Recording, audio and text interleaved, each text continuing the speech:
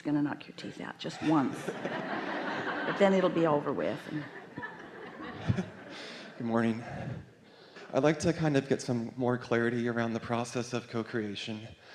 So my partner and I found this. Co-creation is important because you're not doing any of it on your own. There's too much other stuff going on that you are aware of that's mixed in with your vibration. So it's all co-creation, isn't it? Yeah. So we found this amazing house that we absolutely love, but we haven't obviously come into full alignment with it yet because we're not living there. Good point, isn't it? This experience has taught me how to learn to let the thought to be enough. You know, I think about the house, all the amazing things we're going to do there, the fun parties we're going to have, the family we can have.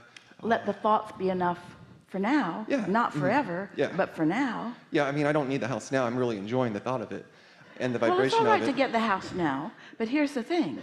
You have to make the best that you can of where you are in relationship to it. And when you make the best of where you are, so even though it's not really enough because there will always be more, it's enough for right now because you can find balance in it, then that's what we mean by enough. We don't mean settling for less than you want, because you can't give up your desire, but you can give up your resistance. And when you give up your resistance, then it's enough for now. And then it becomes more right away, because the only thing that's keeping enough from being more is resistance, because it's not enough. That makes sense? So if not enough can be enough, then it will be more. But if not enough is not enough, it can't be more. You get it? Next.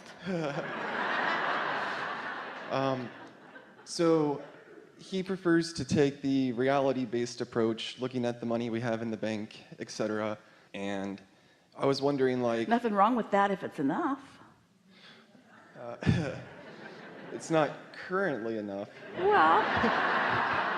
Well, then it would help you to cash in some of your vibrational chips. Yes. Because that's really where everything's coming from anyway. So are you telling us that your partner is using the evidence of not enough money as his reason to feel what? That it can't happen. Yeah.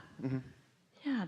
Even though so what you're saying is, so Abraham, I get it that thoughts are turning to things, and thoughts will turn to ideas, thoughts will turn to rendezvous, thoughts will turn to finding property, thoughts will turn to dollars. But since the thoughts haven't turned to the dollars yet, then I doubt the outcome altogether. Yes. But like, I know it can happen. The last time I wanted a house, I only had like 50 grand in the bank and I needed 200. And over the course of like 2 months, the money came together. The house stayed on the market, which just doesn't happen in Seattle. The seller agreed to all of my terms, and it manifested. And so you have an advantage over your partner. We really want to talk about this with all of you. We can stand here, and we do often, and express to you the laws of the universe, and we often express to you our knowing that what you desire is coming into place. But for so many of you, because words don't teach, it's just so many words. But when you've had the experience of having a desire and knowing that you weren't up to speed with the desire, but somehow focusing in a way that even though all the pieces hadn't manifested yet, you still felt okay about it. And because you still felt good in the process, you stayed in the receiving mode, which means you kept receiving the next idea and the next idea, so you had good timing. And then you were someone standing in the place of witnessing the unfolding, the thoughts turning to the things, until what you wanted came about. Isn't that a delicious way to live? it really is, yes. Our point is, don't worry about someone else who can't take your word for it, because words don't teach. But just keep teaching through the clarity of your own example. Just keep being sure yourself, or expectant yourself. So is it possible for us to manifest this together if I come into fuller alignment with it and he just kind of stops paying attention to it? Well, it doesn't really matter what anybody else is doing unless you're giving attention to what they're doing. So we're going to explain something here to you. We haven't talked about this in this way, and it's going to be a really eye-opening experience for all of you. We've talked about it, of course, for years, but we have a new way of presenting it to you that's going to help you a lot. Going to start in what feels like a sort of new place. It isn't. do you understand that you have two perspectives, that of your inner being, which includes all that you've asked for up to the very last request, and then how you're doing in terms of your beliefs about it? And do you get it, that it's sort of logical that as humans your beliefs about it would be like your partners are, sort of based upon current manifestation, but things can't be based upon current manifestation or nothing could evolve, could they?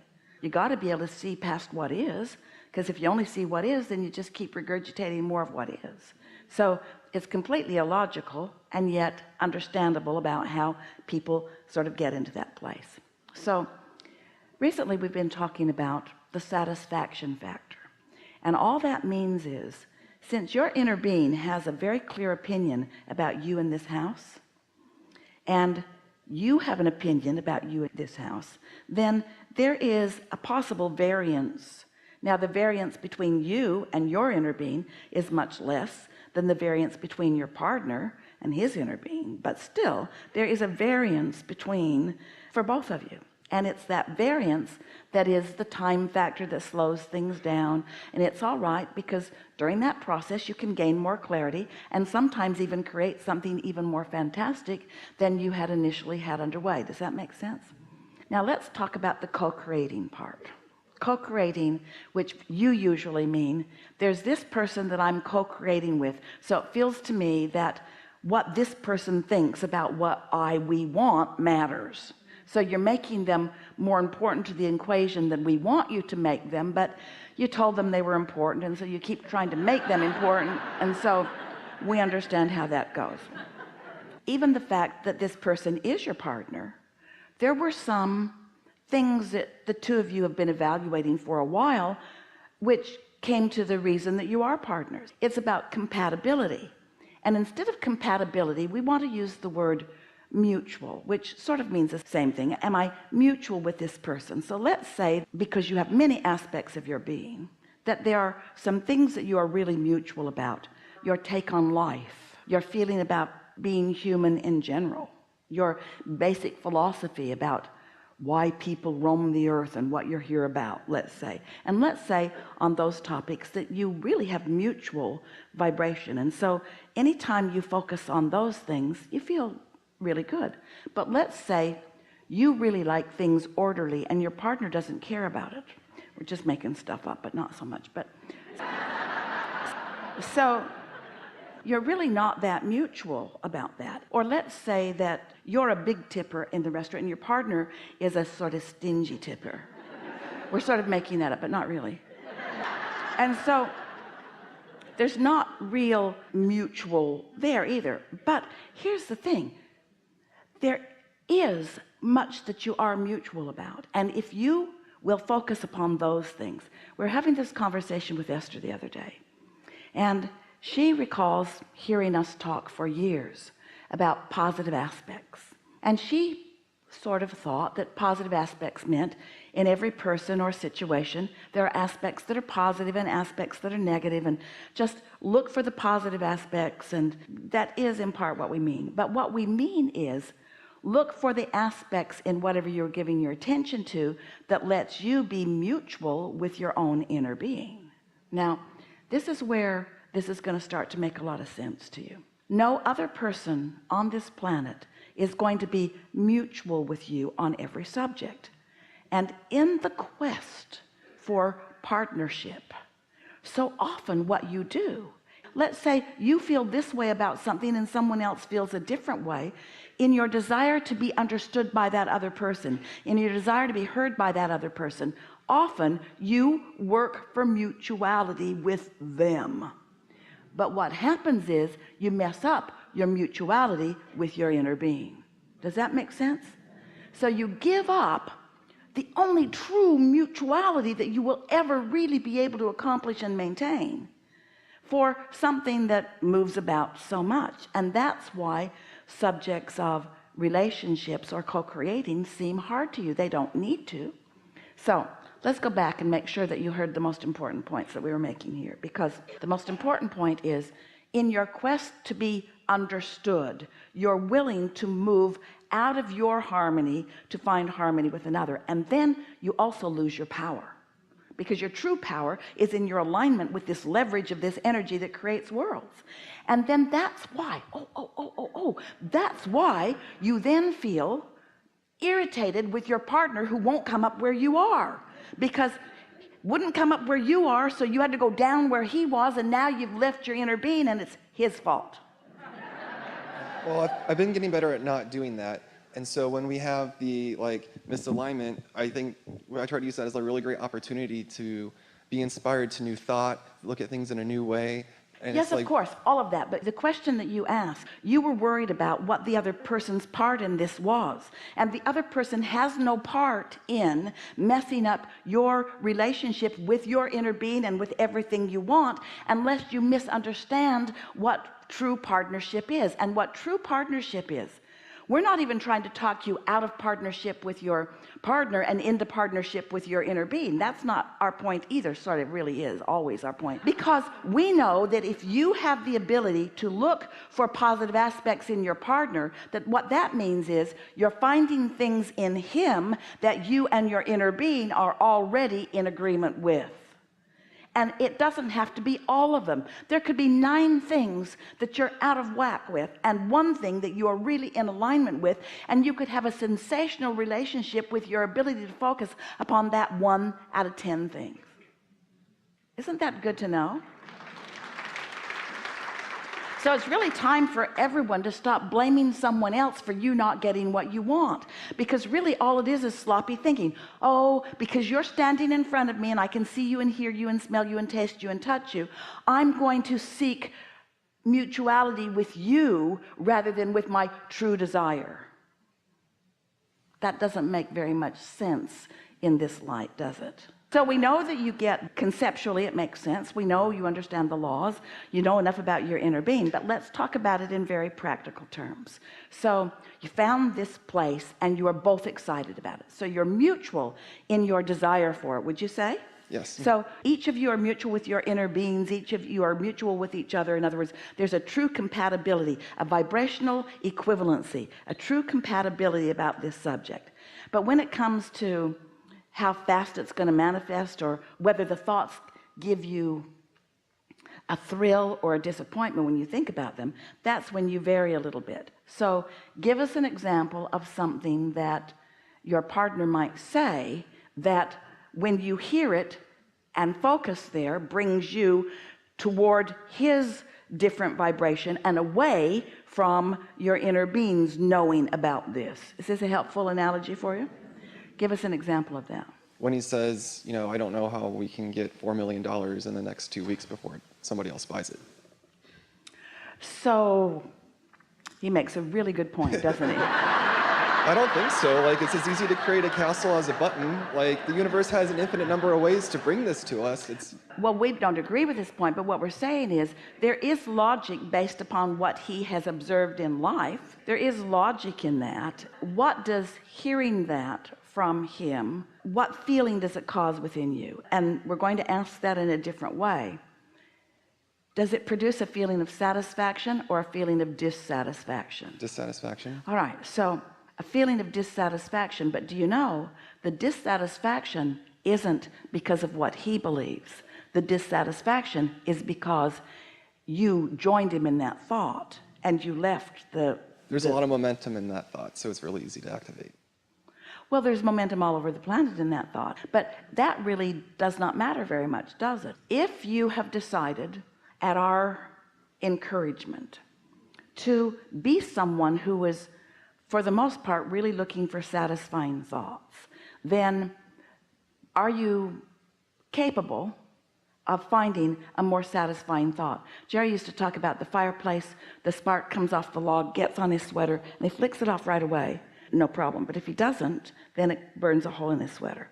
The dissatisfying thought, if you just brush it off and move to a more satisfying thought. So do you think you're capable of finding a more satisfying thought than the unsatisfying thought that he has presented to you? Yeah. Mm-hmm.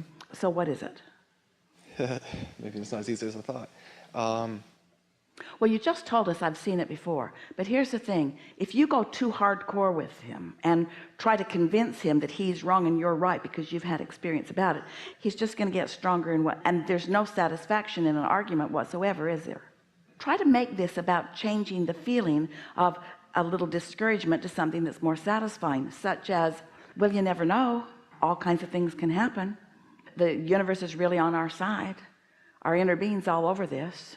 Cooperative components are being gathered. Thoughts are turning to things. Maybe not this red hot minute, it's not ready to pop, but it will pop. And doesn't it feel good to think like that? Doesn't it feel good to think about being there or somewhere like that in good time?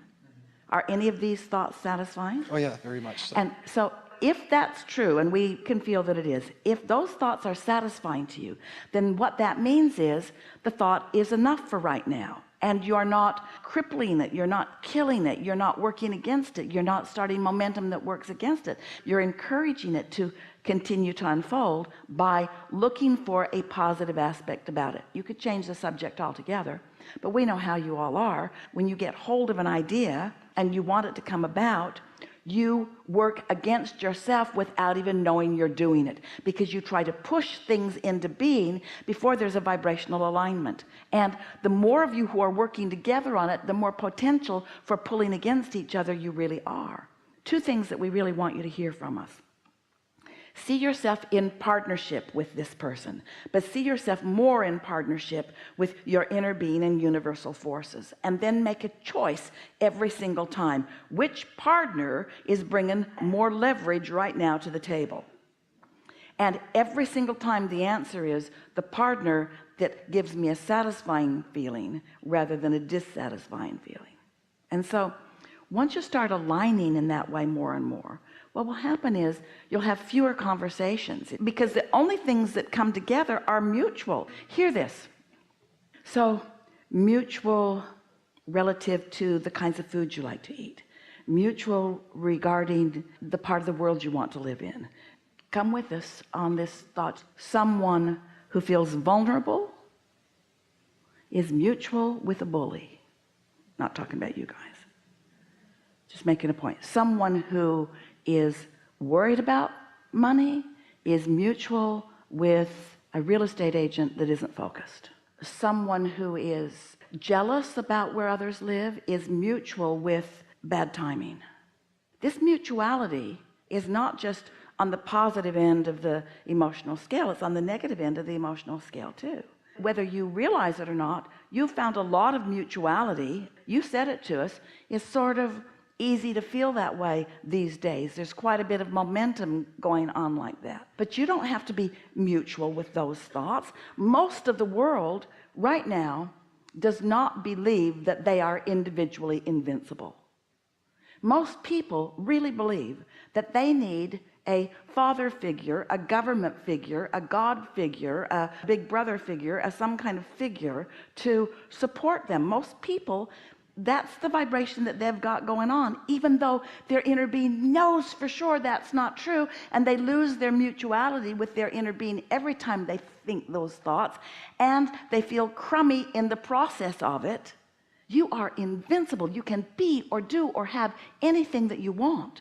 And the more moments in time during a day that you look for mutuality with your inner being, which is what the feeling of satisfaction is, satisfaction and more, then the more stable you stand, and the more it becomes completely irrelevant. Now we'll talk about this. Completely irrelevant to you how anybody else feels about anything, because you are no longer looking to find mutuality with them in order to be understood by them. Do you really want to be understood by somebody who doesn't believe in prosperity? We're not talking about you guys. Do you really want to be understood by someone who believes in deprivation and hardship? Do you really want to be mutual with that thought? And yet so much of your world and so much as what is being presented to you is showing hardship, hardship, hardship. Your news goes out into the world, finds the most troubling things, brings them right into your living room, dramatizes them with music, and you get a pit in your stomach about it because you, for the time of your focus upon it, are losing your mutuality with your invincibility while you're trying to understand someone who's vibrating at a whole place that you don't want to vibrate. Does that make sense? So you have the good fortune of having people up close to you all day, every day, people that you really care about, who have different opinions about different things, and many of the opinions that they've picked up along their physical trail are flawed premises that are not serving them very well. You said it so well. I guess I'm really not a vibrational match to what I want, or we will be living there now. Well, yeah, you would be living there now. Or you could say, I'm in the process of being a vibrational match to that. These thoughts are turning to things, and I'm coming along the way of it and having a really good time watching the universe reflect back to me what I am a match to. Whew, it's so much fun. Is this helpful? Yes, very much so. I knew that when you called on me that I knew when I came here you would call on me and I'd get the clarity that I needed to kind of work out the little kinks in my vibration and really come into better alignment with all of my desires. Really so, good. Yeah, thank you so much. Good conversation. Good for everyone.